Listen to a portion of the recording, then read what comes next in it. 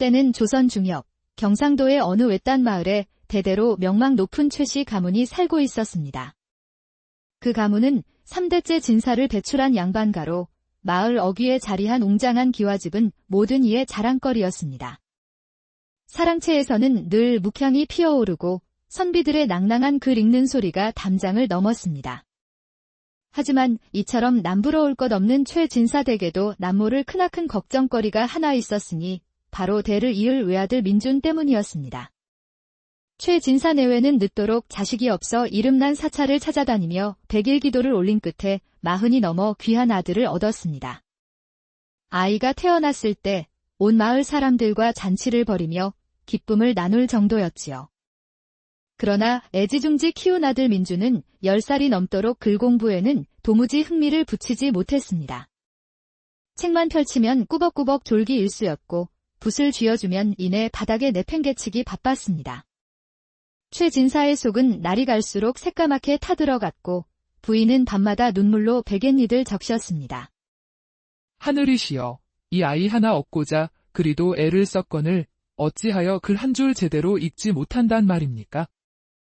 최진사 역시 밤이면 사랑채에 홀로 앉아 깊은 한숨을 내쉬며 탄식했습니다. 3대 진사 가문의 명예가 이 아이에 대해서 끊어지면 내가 어찌 조상님들 뵐 낯이 있겠는가.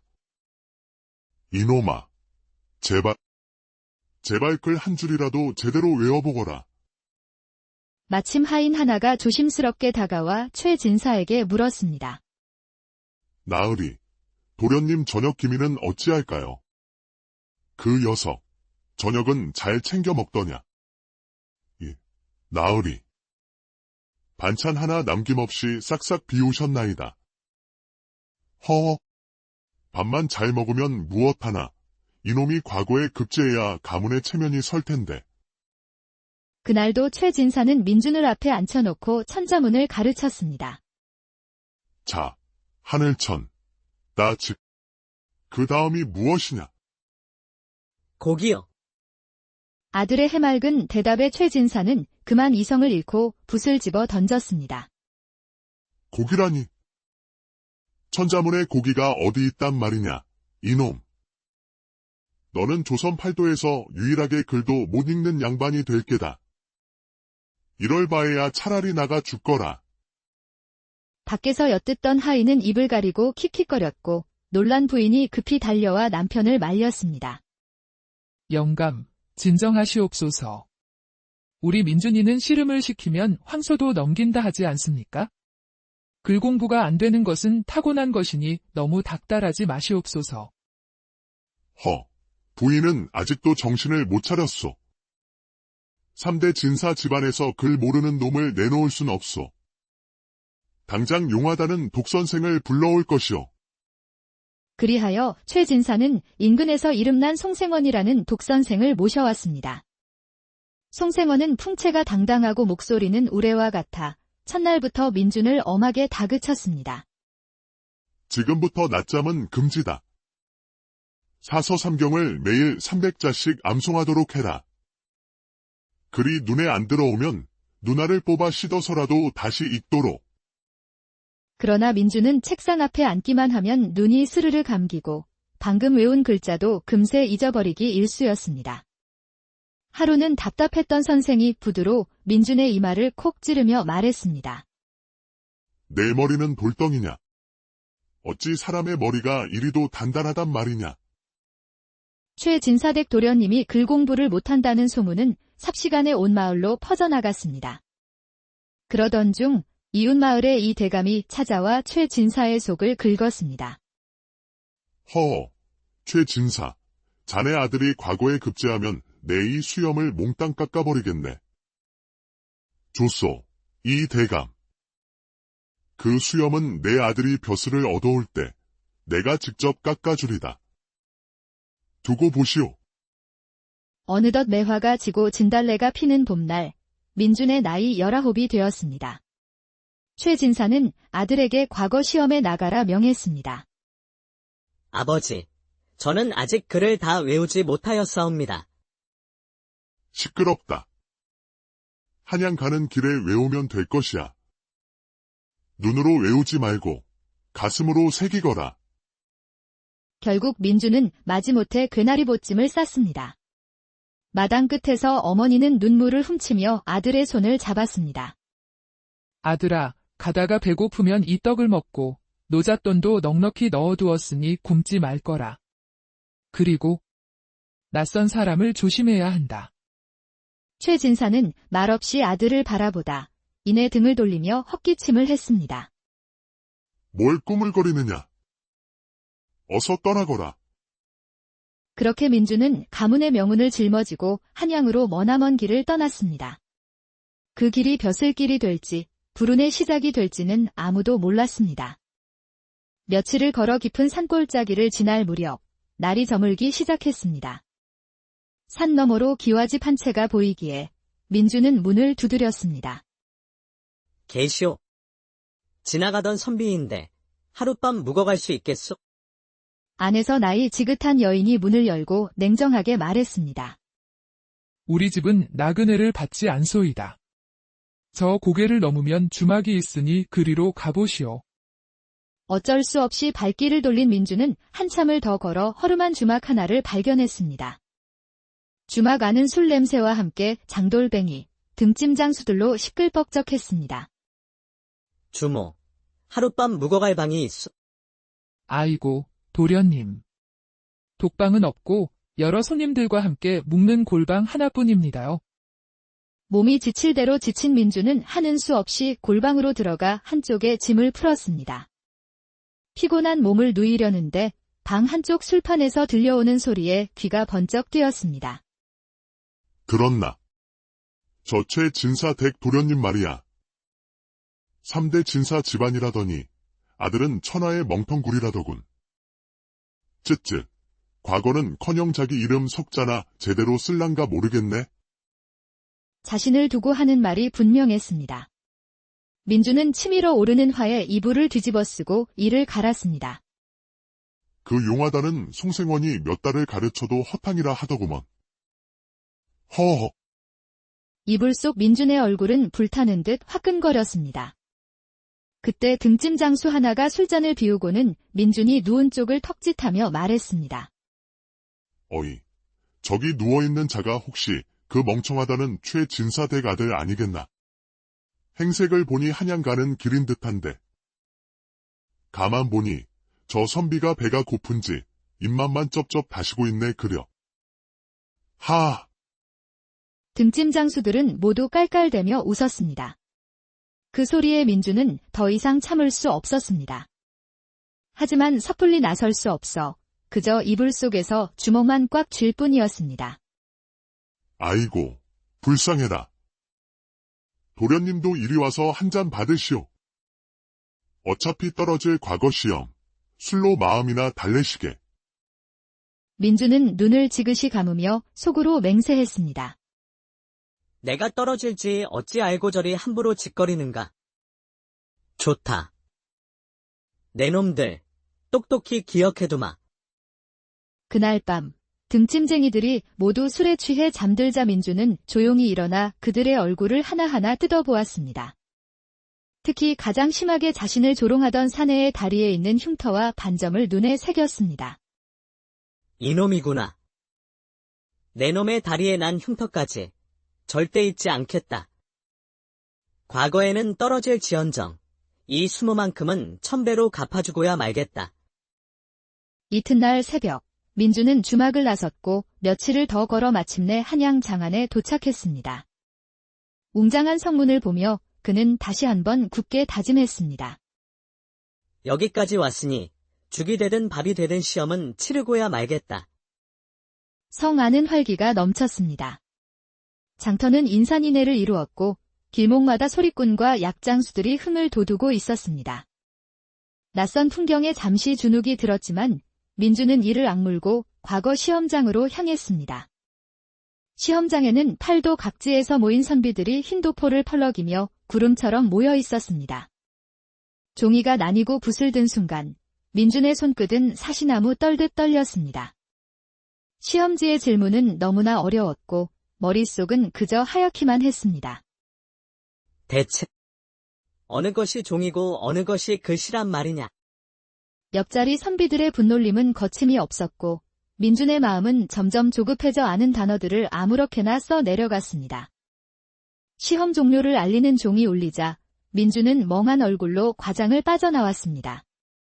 며칠 후 급제자 명단이 발표되던 날 수백 명의 인파 속에서 명단을 확인했지만 역시나 그의 이름은 없었습니다. 허탈한 마음에 장터를 헤매던 민준은 길가에 주저앉아 중얼거렸습니다. 나는 도대체 무엇을 위해 여기까지 온 것인가? 이제 돌아가서 아버지께 무엇라 말씀드린단 말인가? 그 순간 주막에서 들었던 조롱의 말들이 다시 귓가를 맴돌았습니다. 그 말들은 이전과 달리 뼛속까지 사무치는 고통으로 다가왔습니다. 민준은 벌떡 일어났습니다. 과거에 떨어진 것은 내 탓이라지만 그놈들만큼은 반드시 내 손으로 코를 납작하게 만들어 주리라.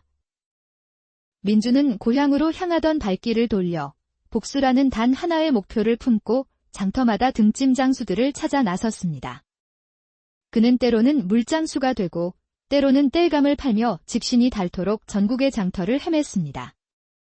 두어 달이 지났을 무렵 마침내 어느 장터에서 익숙한 등짐 하나를 발견했습니다. 해진 가죽끈과 옆구리에 매단 조롱박. 그날 밤 주막에서 보았던 그 놈의 등짐이 틀림없었습니다. 이놈이 분명하다. 다리만 확인하면 틀림없을 것이야. 민준은 조심스럽게 그 등짐쟁이를 미행하기 시작했습니다. 장이 파하고 등짐쟁이는 익숙한 골목길로 들어섰고 그 끝에는 바로 그 주막이 있었습니다. 민준의 가슴은 복수심으로 두근거렸습니다. 그는 주막으로 들어가 조용히 골방 한 구석에 자리를 잡았습니다. 아니나 다를까 등짐 장수들 앞에는 술상이 차려졌고 곧 그날처럼 조롱 섞인 웃음소리가 터져나왔습니다. 이번 과거 시험에도 떨어진 도련님들이 수두룩하다지. 그 최진사댁 아들도 분명 떨어졌을 게야. 허허. 민준은 이를 악물었습니다. 이놈들은 자신의 얼굴조차 기억 못하면서 또다시 조롱을 하고 있었던 겁니다. 이번에 반드시 당한 만큼 갚아주마. 그때 등짐 장수 중 하나가 민준을 보고 술잔을 들어 말했습니다. 어이, 선비 양반. 낯이 익은데 또 과거에 떨어지고 내려오는 길이신가 보. 민준은 솟아오르는 분노를 참고 차분하게 대답했습니다. 그렇소이다. 여비도 다 떨어지고 마음마저 가난한 길이구려. 허, 우리도 인생 쓴맛 좀 본 놈들이요. 자, 이리 와서 한 잔 받으시지. 민준은 조용히 잔을 받아 마시며 곁눈질로 사내의 다리를 살폈습니다. 그가 기억하던 반점과 흉터 자국이 선명했습니다. 술자리가 무르익을 무렵 민준은 천천히 입을 열었습니다. 네, 사실은 최진사댁 외아들이요. 그 말에 방 안은 순간 찬물을 끼얹은 듯 조용해졌습니다. 등짐 장수들은 당황하여 서로 눈치만 살폈습니다. 허, 몰라 배웠습니다. 저희가 술김에 한 말이니 너무 노여워 마십시오. 괜찮소이다. 과거에 떨어진 놈이 무에 그리 대단하겠소? 다만 오늘 이 자리에서 여러분께 한 가지 부탁이 있소. 민준은 천천히 고개를 돌려 그 사내의 다리를 가리키며 말했습니다. 그대 다리에 난 털이 아주 마음에 드는구려. 그 털 하나만 나에게 파시오. 처음엔 모두들 웃었지만 민준의 진지한 표정의 분위기는 묘하게 바뀌었습니다. 정말로 사시겠단 말이오. 그렇소. 값은 20냥을 주겠소. 다만 내가 직접 고르겠소이다. 20냥이라는 말에 등짐 장수의 입이 떡 벌어졌습니다. 장난 같던 일은 순식간에 진지한 거래가 되었습니다. 민준은 사내의 다리를 살피며 털을 하나씩 꼽기 시작했습니다. 아야, 이건 너무 가늘고, 이건 너무 곱고, 이건 결이 거칠구나. 시간이 흐르자 등짐 장수의 얼굴이 고통으로 붉어지기 시작했습니다. 도련님, 이제 그만하시지요. 그토록 뽑았으면 되지 않았소. 아직 내 마음에 드는 털이 없소이다. 민주는 태연하게 털을 뽑아 흔들어보고, 쥐어보고, 비틀어보며 계속해서 뽑아댔습니다. 이쪽 다리에는 영 마음에 드는 놈이 없으니 반대쪽 다리를 내놓으시오. 이보시오. 약조하지 않았소. 내가 귀한 돈 20냥을 주는데 당연히 마음에 드는 놈으로 골라가야 하지 않겠소. 등짐장수는 울며 겨자 먹기로 반대쪽 다리를 내놓았고, 민주는 밤새도록 털을 골랐습니다. 결국 등짐장수의 두 다리는 털이 거의 다 뽑혀 피가 나기 시작했습니다. 아이고. 됐소. 돈도 필요 없으니 제발 그만두시오. 내가 잘못했소. 이 양반이 지금 뭐라 하는 게요? 사내가 한번 한 약조를 어기려 하다니. 정 그렇다면 내가 돈을 더 주겠소. 20냥을 더 줄 테니 마저 고릅시다. 아니요. 제발 용서해 주시오. 그 순간 방 안은 정적이 흘렀다가 이내 웃음바다가 되었습니다. 다른 등짐장수들은 배를 부여잡고 웃었고 그 사내는 고개를 떨구었습니다. 그날 밤 민주는 조롱당했던 바로 그 자리에서 통쾌하게 복수를 하고 기분 좋게 주막을 나섰습니다. 얼마 후 인근 마을에서 추석맞이 씨름 대회가 열렸습니다. 땀 흘리는 장정들을 보던 민주는 슬며시 웃으며 씨름판으로 나섰습니다. 나도 한판 붙어볼까나. 그는 타고난 힘으로 거구의 장정들을 차례로 쓰러뜨렸고 마침내 결승에서 마지막 상대를 모래판에 매다 꽂았습니다. 사람들은 환호했고 그는 상품으로 걸린 황소 한 마리의 고삐를 쥐고 장터를 빠져나왔습니다. 그 모습을 본 장터 사람들이 수군거렸습니다. 저 양반이 바로 다리털 하나로 20냥을 번 그 도련님이라더라. 그렇게 민주는 돈 20냥과 황소 한 마리를 이끌고 의기양양하게 고향으로 향했습니다. 그 무렵 최진사 댁은 깊은 정적에 잠겨 있었습니다. 아들이 떠난 지 수개월이 지났지만 감감무소식이었기 때문입니다. 최진사는 날마다 대청마루에 앉아 멍하니 대문만 바라보았습니다. 영감, 우리 민준이 살아는 있겠지요? 어디 가서 밥이라도 굶지 않고 다니는지. 동네 사람들은 뒤에서 수군거렸습니다. 최진사댁 도련님이 과거는커녕 어디 가서 객사한 게 아니겠어? 그러던 어느 날 마당 저편에서 요란한 소리와 함께 우렁찬 목소리가 들려왔습니다. 최진사댁 도련님이 돌아오셨소이다. 그것도 황소를 타고 말이오. 마당으로 몰려든 동네 사람들 사이로 황소 등에 올라탄 민준의 모습이 보였습니다. 민준은 황소 등에서 뛰어내려 당당하게 마당으로 들어섰습니다. 그 모습을 본 최진사는 분노에 차 방 안으로 들어가 문을 걸어 잠가버렸습니다. 나는 이제 더 볼 낯이 없다. 과거에 떨어지고 오다니, 이 몹쓸 놈. 민주는 황소를 마당 한가운데 세우고 아버지의 방문 앞에 무릎을 꿇었습니다. 그리고 조용히 말했지요. 아버지, 이 황소가 아버지께 절을 올립니다. 소조차 아비에게 절을 하는데 자식된 도리를 어찌 다 말로 하겠습니까? 그 말에 방문 안이 조용해졌습니다. 이윽고 문이 삐걱 열리고 눈가에 눈물이 맺힌 최진사의 얼굴이 나타났습니다. 황소가 절을 한다니. 그래, 과거에는 붙지 못했어도 이 황소는 어디서 났느냐. 그 말에 민주는 환하게 웃으며 대답했습니다. 과거 시험에선 떨어졌으나 씨름판에선 이겼나이다. 그래서 이 황소를 몰고 왔습니다. 벼슬은 못해도 살림은 해나갈 수 있지 않겠습니까? 최진사는 한참을 아들을 바라보다 이내 참았던 웃음을 터뜨리며 말했습니다. 허허. 이놈아. 그래, 내 놈이 기특한 일을 했구나.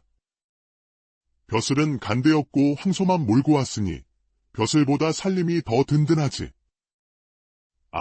그렇고 말고. 그리하여 최 진사댁은 다시 웃음을 되찾았고 민주는 더 이상 벼슬을 좇지 않고 자신만의 방식으로 마을의 훌륭한 대장부가